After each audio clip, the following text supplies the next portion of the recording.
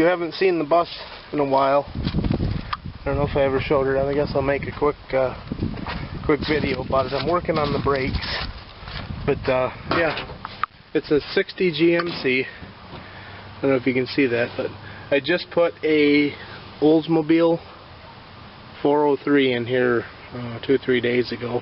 Just working on getting everything hooked up. It does start up and run pretty good, actually.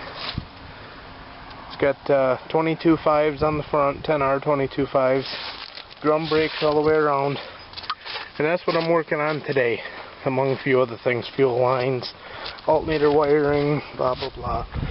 But the brakes, they're not in bad a shape. There's lots of lining left. I mean, I dug the holes out, and there's quite a ways between the rivets, so these brake pads are at least half life, and with all the driving I do, they'll probably last me another, I don't know, 10 years or so. But I don't know what kind of braking system this is. I need to rebuild these wheel cylinders, so if anybody out there knows what, who makes it. They said this is a 60 GMC. It was originally a school bus, but the shoes are about, you see, 4 inches wide, and the drum diameter is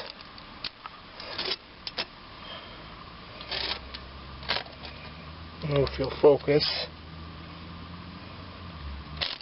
It's not gonna focus. It's about 15, roughly 15 and a quarter. Maybe not that much.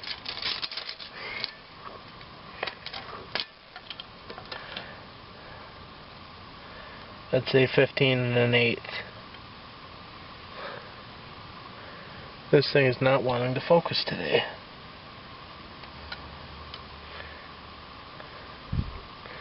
But yeah, take my word for it. It's about 15 and 1/8 across. There's 6 lug buds. The old Hydrovac booster on it.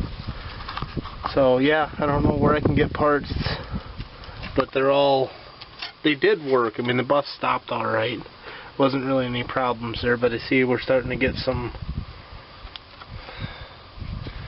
little bit of leakage. Some of this might be, some of that might be from the wheel seals.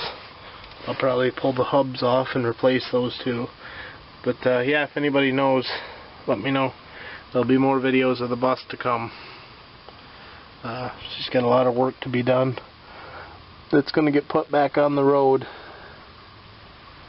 So yeah, if anybody can help me out, let me know. Thank you.